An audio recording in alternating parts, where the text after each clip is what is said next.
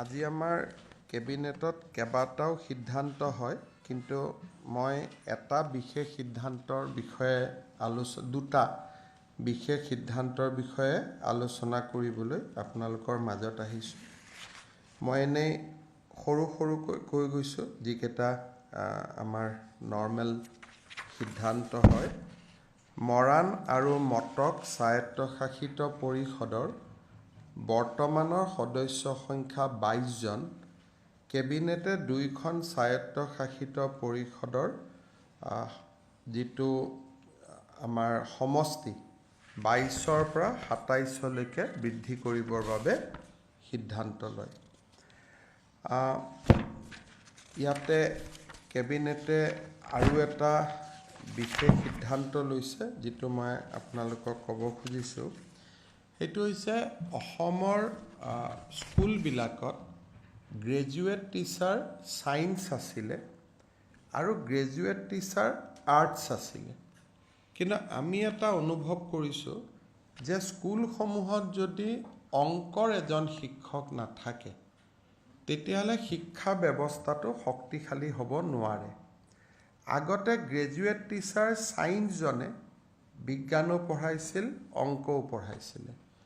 কিন্তু বহু সময়ত বটানীত যিজন গ্ৰেজুৱেট টিচাৰ হয়, জুলজিত যিজন গ্ৰেজুৱেট টিচাৰ হয়, তেওঁ অংক পঢ়াব নোৱাৰিবও পাৰে। সেইকাৰণে আজি আমাৰ কেবিনেটে অসমত গ্ৰেজুৱেট টিচাৰ মেথছ বুলি এটা নতুন শিক্ষকৰ পদ সৃষ্টি কৰিছে। আৰু এই গ্ৰেজুৱেট টিচাৰ মেথছত আমি 1764 গৰাকী শিক্ষক শিক্ষয়িত্ৰীক নিযুক্তি দিয়াৰ বাবে সিদ্ধান্ত লৈছোঁ। অৰ্থাৎ ইয়াৰ ফলত যিসকলে মেথছত অনাৰ্ছ লৈ বা মেথছত মেজৰ লৈ পাছ কৰিছিল, তেনেকুৱা 1764 জন যুৱক যুৱতীৰ নিয়োগৰ সুবিধাও মুকলি হ'ব আৰু সমান্তৰালভাৱে আমাৰ বিদ্যালয়সমূহৰ শিক্ষা ব্যৱস্থাত এটা খুব সুন্দৰ প্ৰভাৱ পৰিব। কেবিনেটত আৰু এটা আমি সিদ্ধান্ত লৈছোঁ যে ইমান দিনে আমাৰ 11খন পলিটেকনিক আৰু দুখন ইঞ্জিনিয়াৰিং কলেজ, ইয়াত আমি আউটচোৰ্চ হিচাপত তৃতীয় আৰু চতুৰ্থ শ্ৰেণীৰ কৰ্মচাৰীবিলাক লৈ আছিলোঁ। এতিয়া আমি এনেধৰণৰ 221টা তৃতীয় আৰু চতুৰ্থ শ্ৰেণীৰ পদ আমি গভৰ্ণিং বডিসমূহক ল'বৰ কাৰণে আমি অনুমতি দিছোঁ আৰু তেওঁলোকৰ দৰমহা আমাৰ বাজেটৰ পৰা পোনে দিব পৰা হ'ব। তেওঁলোকে আৰু আমাৰ কোনো আউটচোৰ্চিং কৰিব নালাগে, গভৰ্ণিং বডিয়ে নিজে নিজে নিযুক্তি দিব পাৰিব। আমাৰ বডো একৰ্ডত এটা ক্লজ আছিলে যে BTRৰ সীমা শোণিতপুৰ জিলাৰ বড়ো অধ্যুষিত অঞ্চলসমূহকো সামৰি ল'ব। যোৱা বছৰ 15 আগষ্টত মই ঘোষণা কৰিছিলোঁ যে 60খন নতুনকৈ গাঁও আমাৰ বড়োলেণ্ডত বা BTRত আমি অন্তৰ্ভুক্ত কৰিম।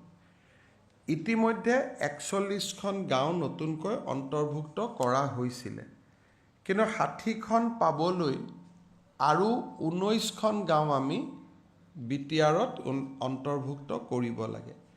আজি কেবিনেটে 16খন গাঁও BTRত অন্তৰ্ভুক্ত কৰিছে নতুনকৈ, আৰু 3খন গাঁৱত বড়ো লোকৰ সংখ্যা কিমান আছে তাক চাই পেলাই সিদ্ধান্ত ল'বলৈ মুখ্যমন্ত্ৰীক কৰ্তৃত্ব অৰ্পণ কৰিছে। অৰ্থাৎ ইয়াৰ ফলত আমি পোনে ক'ব পাৰোঁ যে BTR একৰ্ডত যিটো এটা ডাঙৰ কথা আছিল যে শোণিতপুৰ আৰু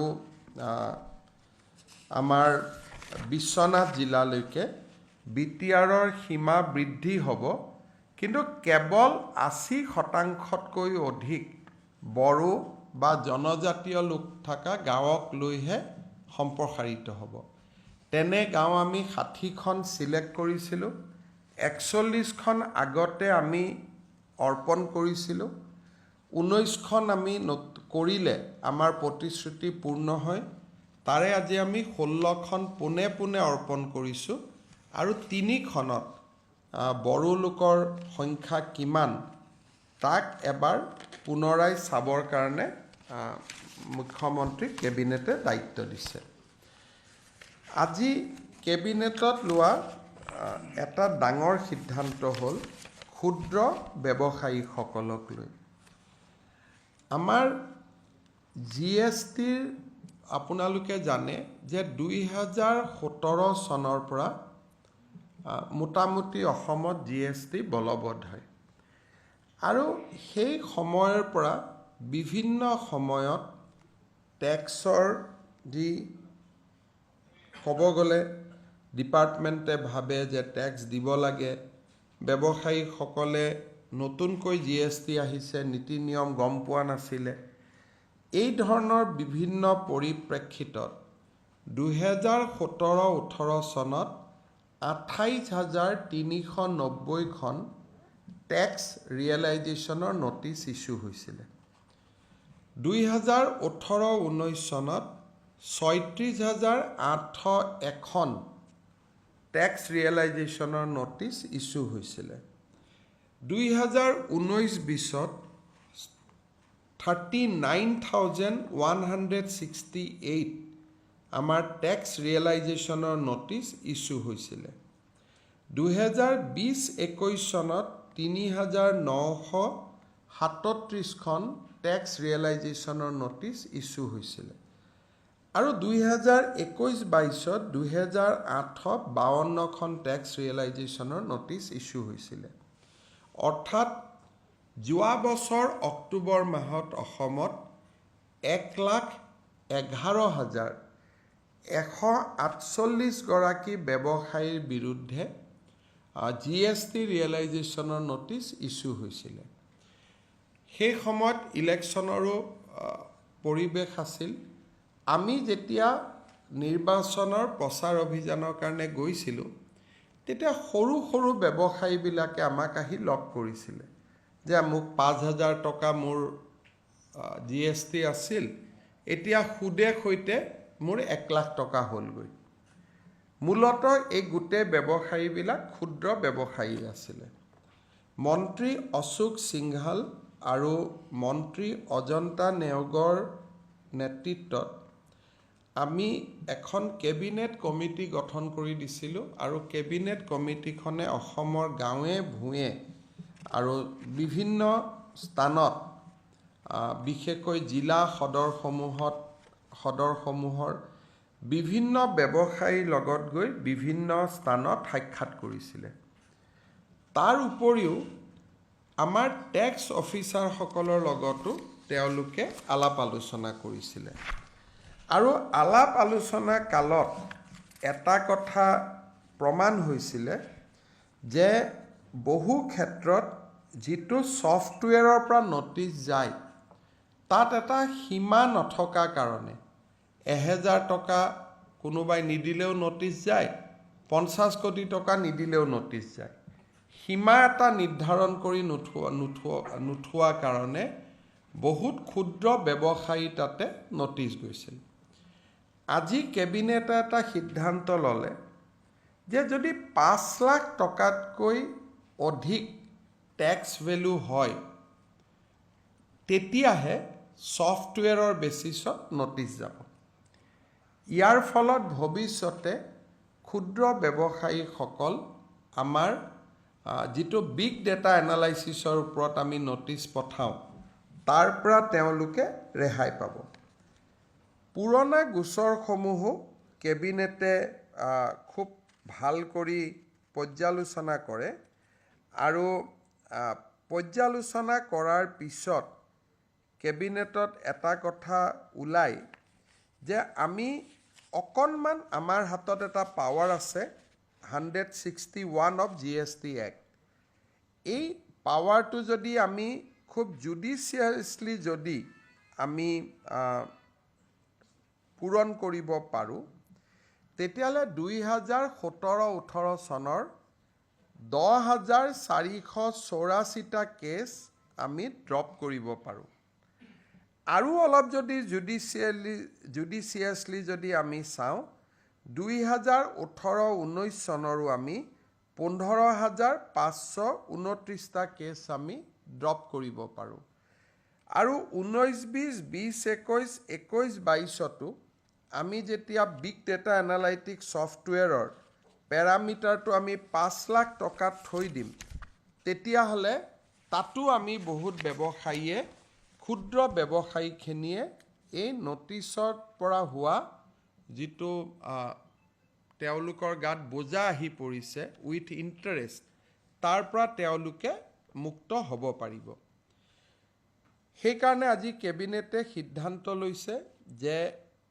GST ডিপাৰ্টমেণ্টে 161 যিটো GSTৰ আণ্ডাৰ ছেকশ্যন 161ত আমাৰ যিটো অধিকাৰ আছে ৰেক্টিফিকেশ্যন মটো ৰেক্টিফিকেশ্যন সেই অধিকাৰটো ব্যৱহাৰ কৰি আমি ক্ষুদ্ৰ ব্যৱসায়ীসকলক এই নটিচৰ পৰা আমি ৰেহাই দিম আৰু স্বাভাৱিকতে ব্যৱসায়ীসকলৰ বাবে ই এটা বিৰাট ডাঙৰ সিদ্ধান্ত বিভিন্ন সময়ত ব্যৱসায়ীসকলে তেজপুৰ তিনিচুকীয়া ডিব্ৰুগড়ত সমদল ওলাইছিল প্ৰতিবাদ কৰিছিলে কাৰণ 1,11,000 মানে বহুত লোকৰ ওপৰত এনেকুৱা নটিচ গৈছিলে আৰু যিটো আমি ভাবোঁ যিহেতু খুব কম টকাৰ আৰু ইয়াত বহুত ৰেভিনিউ ইনভলভমেণ্ট নাই গতিকে আমি মানুহখিনিক আণ্ডাৰ ছেকশ্যন 161 আমি প্ৰযোজ্য কৰি আমি তেওঁলোকক ৰেহাই দিব পাৰিম অজন্তা নেওগ আৰু অশোক সিংঘালৰ যিখন কেবিনেট কমিটি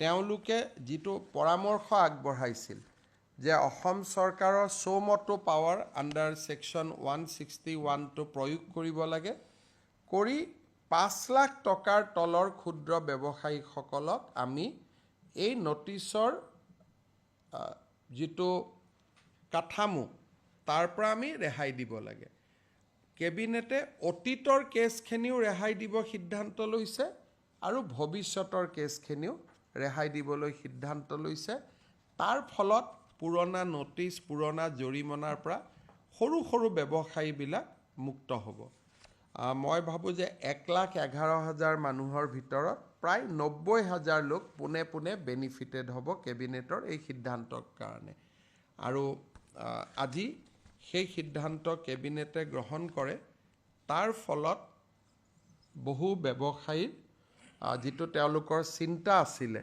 দুশ্চিন্তা বুলিয়ে ক'ব লাগিব সেই দুশ্চিন্তাৰ পৰা তেওঁলোকে বাচিব পাৰিব আনহাতে যিবিলাক ডাঙৰ ব্যৱসায়ী আছে এবভ 5 লাখ যাৰ নেকি দিবলগীয়া আছে বা ইণ্টাৰেষ্ট হ'লে পায় তেনেকুৱা কেছবিলাক আমি ৰেহাই লাইনত যাব দিয়া নাই সেই কেছবিলাক যাতে ভাল কৰি অনুসন্ধান কৰি এটা লজিকেল কনক্লুজনলৈকে আনে তাৰ কাৰণে আমি GST ডিপাৰ্টমেণ্টক নিৰ্দেশ দিছোঁ এইবিলাক আজিৰ কেছ নহয় 24-25 23-24ৰ কেছ নহয় এইবোৰ পুৰণা কেছ আছিলে মানুহখিনিৰ এটা সমস্যা হৈ আছিলে আজিৰ পৰা সমস্যাটো তেওঁলোকৰ বহু পৰিমাণে দূৰ হ'ব আৰু এইখিনিৰ ভিতৰতে কোভিডৰ সময়খিনিও সোমাই আছিলে গতিকে বহুতখিনি ব্যৱসায়ী আজি এটা মানসিক অশান্তিৰ পৰা ৰক্ষা পাব শেষত কেবিনেটে আজি এটা শিক্ষা বিভাগক এটা নিৰ্দেশ দিছে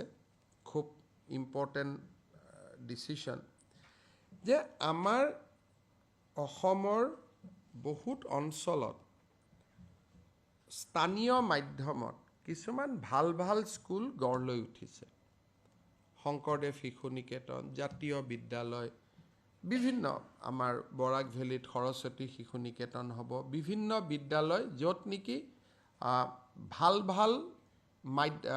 স্থানীয় ভাষাৰ শিক্ষানুষ্ঠান গঢ় লৈ উঠিছে আজি আমি শিক্ষা বিভাগক নিৰ্দেশ দিছোঁ যে সেই বিদ্যালয়সমূহৰ 25% সিট চৰকাৰে লৈ ল'ব পাৰে নেকি আৰু চৰকাৰে ষ্টুডেণ্ট নিদিয়ে গাঁওখনৰে দুখীয়া 25% ল'ৰাই এডমিশ্যন ল'ব পাৰে নেকি RT এক্টত তাৰ ব্যৱস্থা আছিলেই কিন্তু আমাৰ অসম চৰকাৰে তাক ইমান দিনে ৰূপায়ণ কৰা নাছিলে এইটো যদি ৰূপায়ণ হয় তেতিয়াহ'লে এই ধৰণৰ ভাল অসমীয়া মাধ্যমৰ বিদ্যালয়বিলাকত যিবিলাক সামাজিক সংস্থাসমূহে পৰিচালনা কৰে, প্ৰফিট মটিভ নাই, য'ত মালিক নাথাকে, কোনোবা নহয় কোনোবা সমিতিয়ে পৰিচালনা কৰে, তেনেকুৱা স্কুলবিলাকত যদি আমি 25% চিট দুখীয়া ল'ৰা ছোৱালীৰ কাৰণে আমি মুকলি কৰি দিব পাৰোঁ, এটা পৰীক্ষা লৈ পেলাই কম্পিটিশ্যন কৰি 25% ষ্টুডেণ্ট তেওঁলোকে ল'ব, আৰু তাৰ ফিজটো যিয়ে প্ৰচলিত ফিজ নহওক কিয় ফিজটো ৰাজ্য চৰকাৰে দিব। তেতিয়া বহুত ল'ৰা ছোৱালী, দুখীয়া ঘৰৰ ল'ৰা ছোৱালী যাৰ মনত এটা ইচ্ছা থাকে, কিছুৱে অন্ততঃ মেধাৰ ভিত্তিত পৰীক্ষা দি তেনেকুৱা স্কুলবিলাকত নামভৰ্তি কৰিব পাৰিব। আৰু ইয়াত স্কুলৰ কোনো আমি ঠিক কৰি নিদিওঁ, যি স্কুলেই পঞ্জীয়নভুক্ত কৰে। কোনোবাই ক'ব পাৰে শংকৰদেৱ স্কুলৰ কাৰণে মৰম কৰিলে, তেনেকুৱা নহয়। স্কুলখনেও পঞ্জীয়ন কৰিব লাগিব যে হয় এইটো আঁচনিৰ অধীনত মই 25% ষ্টুডেণ্ট ল'ব খোজোঁ। আৰু যি স্কুলে ইংলিছ মিডিয়ামক আমি নিদিওঁ, অকল মাধ্যমিক যিটো ভাষা, বড়ো মিডিয়াম, অসমীয়া মিডিয়াম, বৰাক ভেলীত বেংগলী মিডিয়াম বা স্থানীয় জনজাতীয় মিডিয়াম যিকেইটা আছে, ৰাভা মিডিয়াম আছে, যি অসমীয়া আৰু থলুৱা ভাষা বা বৰাক ভেলীত বেংগলী ভাষাত কৰে, তেওঁলোকৰ সেই ধৰণৰ স্কুলেহে ইয়াত আবেদন কৰিব পাৰিব। আৰু এইটো হৈ গ'লে বহুত ল'ৰা ছোৱালীয়ে গুণগত শিক্ষা পাব পাৰিব। গতিকে এই ক্ষেত্ৰতো এইখনতো আমি এই ধৰণৰ এটা নতুন আঁচনিটো নতুন নহয়, RT এক্টত আগৰ পৰাই আছে, কেতিয়াও আমি তাক ৰূপায়ণ কৰা নাছিলোঁ। এই ব্যৱস্থাটো আনিব পাৰি নেকি, শিক্ষা বিভাগক আমি পৰামৰ্শ দিছোঁ, আৰু শিক্ষা বিভাগকো আমি বিভিন্ন সংগঠন, বিদ্যানুৰাগী সংস্থাৰ লগতো ইয়াত কথা পাতিব দিছোঁ। পোনে পোনে আমি সিদ্ধান্ত লোৱা নাই। তেখেতসকলে অহা এমাহৰ ভিতৰত অসমৰ বিভিন্ন শিক্ষানুৰাগী সংগঠন, সাহিত্য সভা, বিভিন্নজনৰ লগত আলোচনা কৰি কেবিনেটত এটা পূৰ্ণ প্ৰস্তাৱ আনিব। আজি মাত্ৰ আমি প্ৰাৰম্ভিক প্ৰস্তাৱ এটা আমি ক্লিয়াৰ কৰিছোঁ। যদি ৰাইজে বেয়া পায় আমি ড্ৰপ কৰি দিব পাৰোঁ, ৰাইজে ভাল পালে ইয়াক আমি ৰাখিব পাৰোঁ। কিবা আপোনালোকৰ প্ৰশ্ন থাকিলে দিব পাৰে। কৰ্তন নহয়, গাঁও দিয়া হৈছে। 19খন গাঁও, অলপ পিছত আমাৰ নটিফিকেশ্যন ওলাই যাব। গাঁওখিনিৰ নাম মই মনত ৰখা নাই, আপোনালোকে পাই যাব। কিন্তু এই 19খন গাঁও সম্পূৰ্ণ জনজাতীয় লোক থাকে, তাতে অজনজাতীয় লোক নাই। 80% এণ্ড এবভ, 80% এণ্ড এবভ। কিন্তু আমি দিওঁতে 100%ই হৈছে, দিওঁতে 100%ই পৰিছে। গতিকে এতিয়া শোণিতপুৰ আৰু বিশ্বনাথ জিলাত BTRৰ গাঁও সৰ্বমুঠ 60খন হ'বগৈ। আৰু যিটো মই কমিটমেণ্ট দিছিলোঁ, আমাৰ কমিটমেণ্টটো আজি পূৰা হৈ গ'ল। আৰু গাঁও এতিয়া এড হোৱাৰ প্ৰস্তাৱ নাই। ইয়াতকৈ গাঁও এড হ'লে গাঁও বাদো পৰিব লাগিব। যদি ক'ৰবাত BTRে গাঁও এৰি দিয়ে যে আমাৰ অজনজাতীয় গাঁও আমি এৰি দিছোঁ, তাৰ জেগাত জনজাতীয় গাঁও দিয়ক, ইয়াৰ পিছত 1:1 হ'ব। এখন এৰিলে এখন পাব। কিন্তু এইখিনি যিহেতু আমি শোণিতপুৰৰ আৰু বিশ্বনাথ জিলাক আমি যিটো আমাৰ বড়ো ৱেলফেয়াৰ কাউন্সিল আছিল, তাতো আমি অন্তৰ্ভুক্ত কৰা নাছিলোঁ BTRত দিম বুলি। আজি এটা দীৰ্ঘদিনীয়া সমস্যা এটা সমাধান হ'ল যে এতিয়া বিশ্বনাথ চাৰিআলি গহপুৰলৈকেও BTR থাকিব, কিন্তু সেই গাঁৱতহে থাকিব যি গাঁৱত 80 এণ্ড এবভ বা দিওঁতে আমি 100%খিনিয়ে দিছোঁ।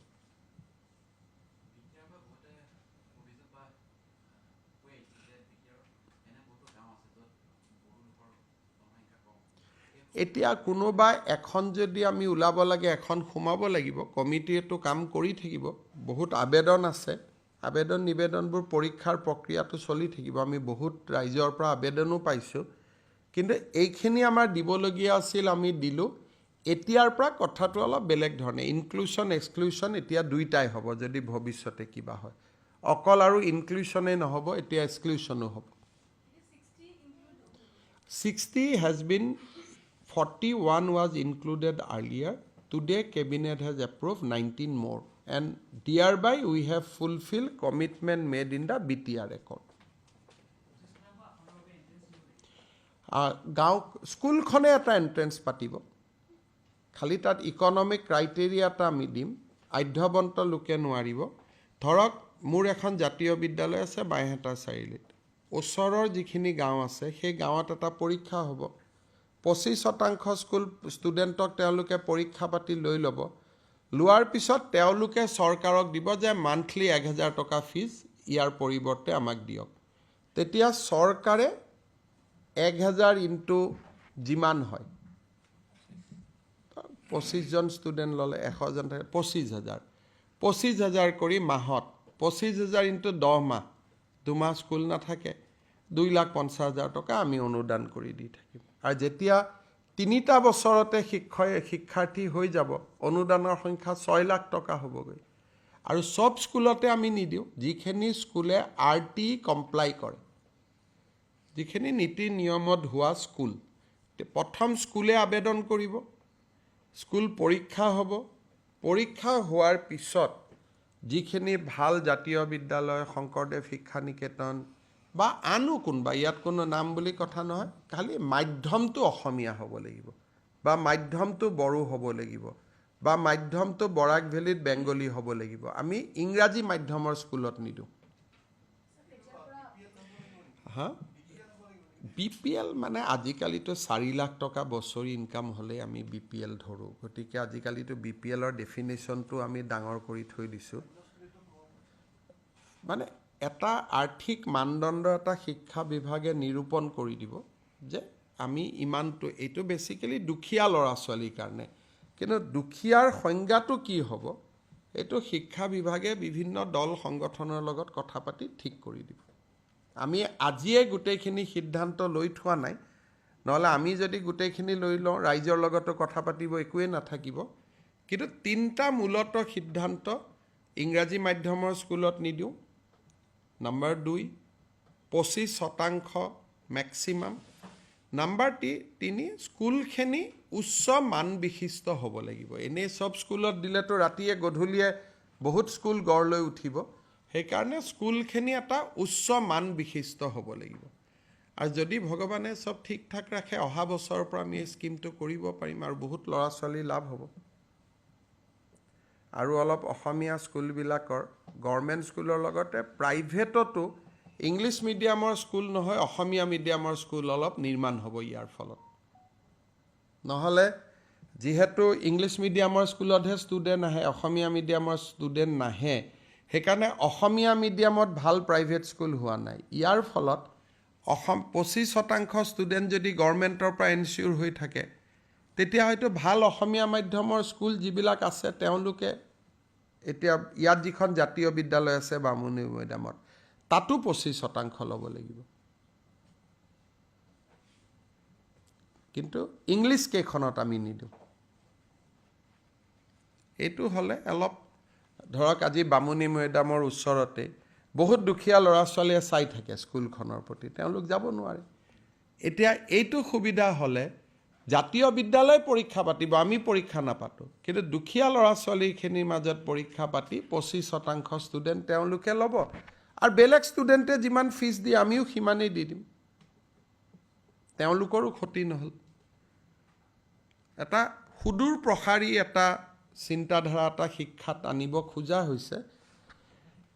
কিন্তু ৰাইজে ইয়াত, মই শিক্ষামন্ত্ৰীক কৈছোঁ, যিহেতু অকণমান বস্তুটো স্পৰ্শকাতৰ, সেইকাৰণে অলপ আলাপ আলোচনা যাতে কৰি লয়, পোনছাতে এইটো সিদ্ধান্ত বুলি ধৰি ল'ব নালাগে, এইটো এটা কনচেপ্ট বুলি ধৰিব লাগে, যে এটা কনচেপ্ট এটা লোৱা হৈছে, এইটো ফাইনেল ডিচিশ্যন বুলি ল'ব নালাগে।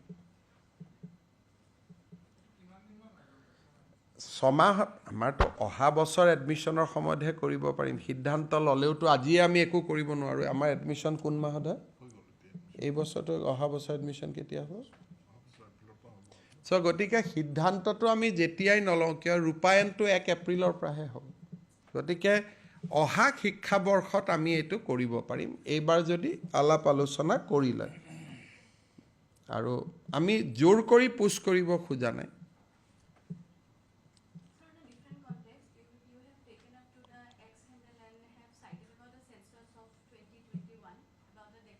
(2011) not 2021, we don't have census figure. will be projected a more revealing data. Will be. So as of this is a data up to 2011 which is official. Whatever I have given here, it is nothing, it is not that I have managed it something. It is official data of Bangladesh census as well as Government of India census. Both the census says that in Assam during 1951 to 2011, Hindu population has declined by 9.23%. And in Bangladesh, it is declined by 13%. Almost the decline is almost in a similar trend. Hindu জনবসতি বাংলাদেশত 13% কমিছে 2011ত 51ত ইয়াত পাকিস্তানটো সোমাই আছে যেহেতু 51ত এখন পাকিস্তান আছিলে কিন্তু 51ৰ পৰা 71 লৈকে টোটেল জনবসতি তাতে 13% কমিছে আৰু অসমত জনবসতি কমিছে 10%. কাৰণটো মই কেনেকৈ কম ইয়াত হিন্দুৰ সংখ্যা কমি গৈ আছে এটা কিয় কমি গৈ আছে সেইটো আমাৰ তাতে বেলেগ এখন গ্ৰাফো আছে তাত মুছলমান সংখ্যা বাঢ়ি যোৱাটো আছে তাত নেক্সট ডাটাটো পাব গ্ৰীনত বেসিক্যালি ডেমোগ্ৰাফিক শিফ্ট বুলি যিটো কয় ডেমোগ্ৰাফিক ইনভেশন বুলি কয় সেইটোৱে আৰু দুইটা ডেটাই আছে তাত কিমান মুছলমান বাঢ়ি আছে কিমান হিন্দু কমি আছে কিন্তু মুছলমান বাঢ়াৰ সংখ্যাটো কলে মোক সাম্প্ৰদায়িক বুলি কয় কাৰণে মই হিন্দু কমাটো দি দেখুৱাইছো হেতু শব্দ কলে বেয়া পাই কাৰণে এটো শব্দ মই কোৱা নাই আৰু একেটা কথাকে মই দুই ধৰণে লিখি দিছো আৰু these are real time আৰু দিনত মই কৈছিলো এতিয়া আপোনালোকে মোৰ টুইটাৰ হ্যান্ডেলত জোৰাবাটৰ মাটিটো গুটে স্যাটেলাইট ডাটা দি দিছো টাইম ল্যাপস স্যাটেলাইট ডাটা আপোনালোকে চাব পাৰে এতিয়া মই USTM ৰ এৰিয়াটো আৰু গুটে জোৰাবাটৰ টাইম ল্যাপস ডাটা ফ্ৰম 2008 কেনেকে পাহাৰখন পৰিৱৰ্তন হৈছে মই গুটেটো দেখাই দিছো আৰু 2024ত ই একদম আমাৰ শব্দটো ভাল নহয় কিন্তু এখন নাঙঠ পাহাৰত পৰিণত হৈছে এটো মই আৰু এটো স্যাটেলাইটৰ ডাটা এটো মই ইয়াতে এখন দি থৈ দিছো আপোনালোকে চাব পাৰিব আৰু সন বিলাকো দি আছে প্ৰত্যেকটো সনত কেনেকে পৰিৱৰ্তন হৈছে এই গুটে গ্ৰীনটো এনেকে পাহাৰটো ভাঙি ভাঙি গৈ আছে ইয়াত আপোনালোকে নিজেও চাই ল'ব পাৰিব এটো কোনোবাই অলপ আগবাঢ়িলে মোৰ স্যাটেলাইট ডাটাটো নলৈ স্যাটেলাইট ডাটা কিনিবও পায় সো ইউ ক্যান প্ৰকিউৰ অলসো আৰু মইতো ভাবো যে USTM ৰ মালিক এটা জেহাদে আৰম্ভ কৰিছে আমি যেটো ল্যান্ড জেহাদ বুলি কওঁ তেওঁ এটা ফ্লাড জেহাদে আৰম্ভ কৰিছে অসমৰ ওপৰত নহলে ইমান নিৰ্দয়ভাৱে কোনেও কাটিব নোৱাৰে পাহাৰ কোনো প্ৰকৃতিক ভাল পোৱা মানুহে বিশেষকৈ শিক্ষানুষ্ঠানে ইমান বেয়াকৈ কাটিব নোৱাৰে এটো এটা মইতো জেহাদ বুলিয়ে কওঁ এক প্ৰকাৰ মই কোনবাই ভাল পায় বেয়া পায় আৰু উপায় নাই কিন্তু এটো এটা ডেলিবাৰেট বুলিও মই বিশ্বাস কৰো কাৰণ নহলে পাহাৰখন ৰাখিও ধুনিয়াকৈ আৰ্কিটেক্ট মাটি গছ গছনি ৰাখিও বিল্ডিং বনাব পাৰি ড্ৰেনেজ কৰিব পাৰে ধুনিয়াকৈ গছ গছনিৰ মাজত আশ্ৰম টাইপ বনাব পাৰি বিভিন্ন ধৰণে আজিকালি হিলছতো শিক্ষানুষ্ঠান হোৱাৰ আৰ্কিটেক্ট আছে তেওঁটো আৰ্কিটেক্ট ইউজ কাৰণে খালি বুলডোজাৰ লগাই ধাৰ মাটিবোৰ কাটি দিছে আৰু চান্স লৈছে মেঘালয় কিন্তু কামটো হল অসমৰ ল'ৰা ছোৱালী বিলাকে পঢ়ে কালিৰ পৰা যদি গুৱাহাটী ল'ৰা ছোৱালী বিলাকে পঢ়া বাদ দি দিয়ে আৰু গুৱাহাটীৰ অধ্যাপক অধ্যাপিকা সকল যদি তাত যোৱা বাদ দি দিয়ে তেতিয়া গুৱাহাটীৰ কৃত্ৰিম বানপানীও তাতে খতম হৈ যাব বস্তুটো বনাই লৈছে মেঘালয়ত ব্যৱসায়টো অসমৰ ওপৰতে নিৰ্ভৰশীল মেঘালয়তো ষ্টুডেন্ট তাত কোনো নপঢ়ে হাৰ্ডলি 10% ও নপঢ়ে মই দেখা নাছিলো কিবা এখন ফাংচন পাতোতে মইতো আচৰিতে হৈ গলো প্ৰথম তাৰ পিছত আকৌ মেডিকেল বুলি যোৱা 2 বছৰত মইতো 3 বছৰ আগত গৈছিলো 2 বছৰততো আৰু বগৰাই দিলে কাৰণে আৰু এইটো ছেটেলাইট ডাটা তেওঁ না কৈতো লাভ নাই আৰু ছেটেলাইটটোৰ পিকচাৰটোতো আৰু মই বনাব নোৱাৰোঁ 2011 চনত 2011-10 ফটোটো মই বনাব নোৱাৰোঁ ছেটেলাইটত হ'ব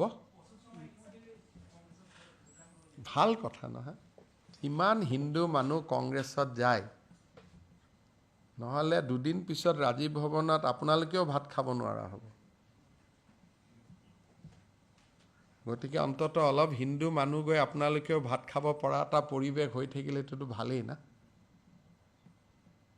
আপোনালোকৰতো মন যাব কেতিয়াবা সাংবাদিকতা কৰি ভাত এসাঁজ খোৱালে খাবৰ কাৰণে নহ'লে 5 বছৰ পিছত আপোনালোকে ইনকুৱাৰী কৰি ভাত খাব লাগিব গতিকে 2-এজন হিন্দু মানুহ যদি তাতে যায় আৰু দলটোক ধৰি ৰাখিব পাৰে সেইটো আদৰণীয় আৰু যদি বিজেপিৰ সৰুৰ পৰাই সংঘৰ আদৰ্শৰে আদৰ্শিত ব্যক্তি যায় সেইটোতো আৰু ভাল কিজানি পৰিৱেশটো অলপ বদলাব পাৰি গতিকে মই অশোক শৰ্মা হওক বা আন যিসকল যাব ওলাই আছে তেওঁলোকক মই শুভেচ্ছা দিছোঁ যে গৈ কিবা এটা ভাল কৰক তাতো যদি ভাৰত মাতা জয় হ'ব পাৰে সেইটোতো একো বেয়া কথা নাই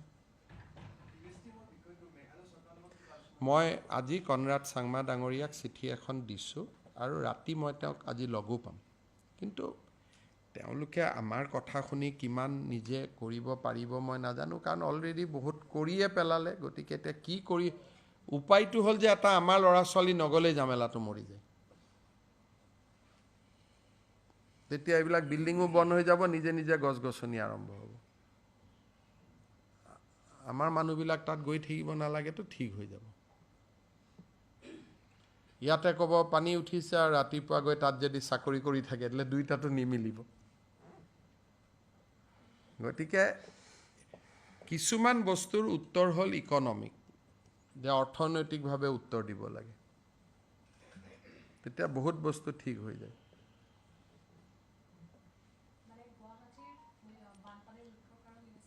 মুখ্য কাৰণ বুলি কোৱা নাই এটা কাৰণ মুখ্য বুলি কোৱাটোতো ভুল কথা নহয় সেইটো কিয় ক'ম মই আমাৰ গুৱাহাটীটোতো বৰষুণ হয় গুৱাহাটীটোতো আমাৰ সমস্যা আছে কেতিয়াবা আপোনালোকে গুৱাহাটীৰো বাহিনীখন চাব কেনেকৈ বিল্ডিং ওপৰত বনাই দিছে গতিকে আমাৰ মানুহৰোতো সমস্যা আছে কিন্তু বৰষুণ নোহোৱাকৈ পানী হোৱাৰ মুখ্য কাৰণটো তেওঁলোক এতিয়া সমস্যাটো হ'ল বৰষুণ হ'লে পানী হোৱাটোৰ আমি দোষী কিন্তু বৰষুণ নোহোৱাকৈ যে পানী হয় সমস্যাটো সেইটো উপায় নাই এতিয়া পানী দেখিছোঁ আৰু কি কৰিব এইটো ড্ৰেইন যদি ডাঙৰ কৰিব খোজোঁ মই ৱাল ভাঙিব লাগিব মানুহে ভাঙিব দিব এইবিলাক সমালোচনা কৰি থাকিবতো সহজ সৰু ড্ৰেইনটো ডাঙৰ কেনেকৈ কৰিম বহলাব লাগিব মানুহৰ ৱাল ভাঙিব লাগিব সত্ৰখনৰে ৱাল ভাঙি ডাঙৰ কৰিব লাগিব কোনে ভাঙিব দিব গতিকে এইটো হৈ গ'ল আৰু এইটো এইকাৰণে সমস্যাৰ লগত যুঁজি থাকিব লাগিব কিবা মটৰ লগাব লাগিব পাম্প ছেট লগাব লাগিব কৈছে আমচিঙতো সমস্যা এটা কিন্তু এতিয়া মই আমচিঙত গৈ কি কৰিব পাৰোঁ এটা আলোচনা কি কৰিব তাতে আমাৰ অসমীয়া মানুহবিলাক বহি আছে মই কাক ভাঙিব যাওঁ এতিয়া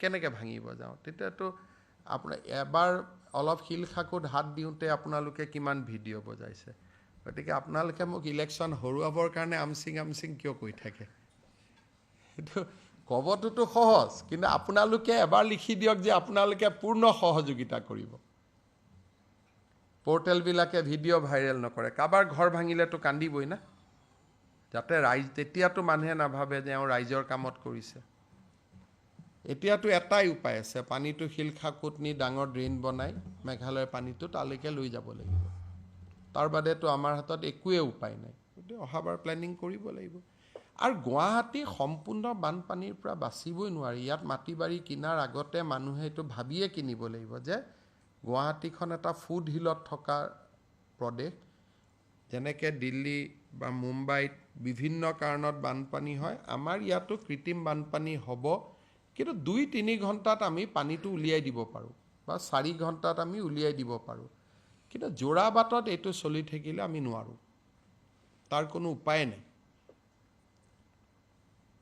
আৰু এইটো ইছ্যু পলিটিকেল কৰা কথা নুঠায় এইটো কিছুমানে মই দেখিছোঁ যে পলিটিকেল কৰিব খুজি আছে এইটো পলিটিকেল নহয় এইটো মোৰ আগতোতো 3-4জন মুখ্যমন্ত্ৰী হৈ গৈছে কোনেওতো পাৰা নাই নহয় এইটোতো it is not a political issue এইবিলাক পলিটিকেল ইছ্যু কৈ পেলাই কি লাভ আছে এইটোক লৈ পেলাই আনন্দ পাব নালাগে আপোনালোকেও যিমান ব্যস্ত হৈ যায় দেখুৱাই মিলাই TRP ল'বৰ কাৰণে সেইটো ইছ্যু এইটো নহয়